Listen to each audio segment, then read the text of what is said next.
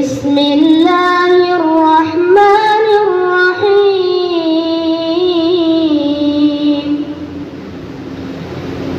إن للمتقين مفازا